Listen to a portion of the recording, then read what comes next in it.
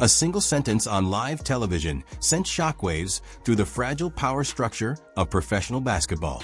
No game, no buzzer, no warning, just a calm, carefully delivered remark from NBA Commissioner Adam Silver during a national broadcast. Within seconds, the polished image of the WNBA began to show cracks, and the tension behind the scenes started to rise.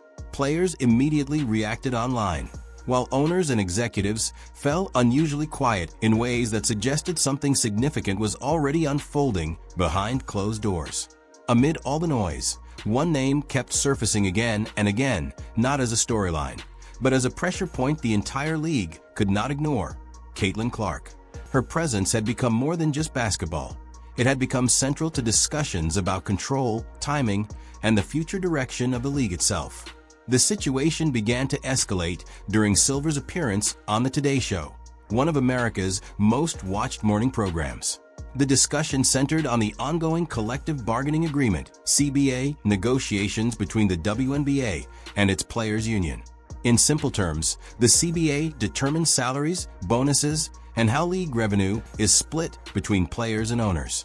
Right now, WNBA players reportedly receive around 9% of league revenue, compared to roughly 50% in the NBA. That gap alone has fueled long-standing frustration. When asked whether players deserved a larger share, Silver responded in a way that immediately changed the tone of the conversation. He acknowledged that players would receive a meaningful raise in the current negotiation cycle, but made it clear that increasing their percentage of revenue was not realistic. That distinction landed heavily. It suggested improvement was coming, but not structural change. In other words, more money, but not more power. The reaction was immediate. Within hours, the WNBA Players Association responded publicly on social media, even posting a sarcastic message directed at Silver. The move shocked observers because it blurred the line between professional negotiation and public confrontation, turning what is usually private labor discussion into a visible, emotional dispute playing out in real time. But the conflict runs deeper than a single interview or a social media post.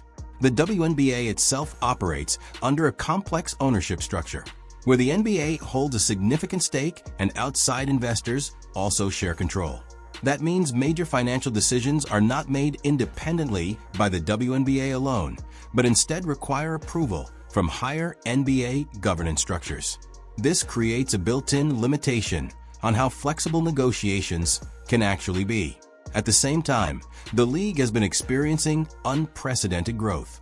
Attendance is rising, television ratings are climbing, and sponsorship deals are expanding. Yet despite this momentum, financial sustainability remains complicated. Reports have long suggested the league has struggled to turn consistent profit, even during periods of record visibility. This is where Caitlin Clark becomes central to the discussion. Her arrival coincided with a surge in attention that many analysts link directly to increased viewership, ticket sales, and media interest. When she plays, ratings spike. When she is absent due to injury or rest, engagement reportedly drops. That correlation has become impossible for league executives and broadcasters to ignore. Her impact has become so significant that it is now indirectly shaping negotiations about the entire league's financial structure. Supporters of higher player compensation point to the overall growth she symbolizes, while skeptics argue that the growth is too dependent on a single athlete to justify major systemic changes. As these tensions build, the situation has evolved into more than just a labor disagreement. It has become a broader conflict over valuation, influence, and the future identity of the league itself.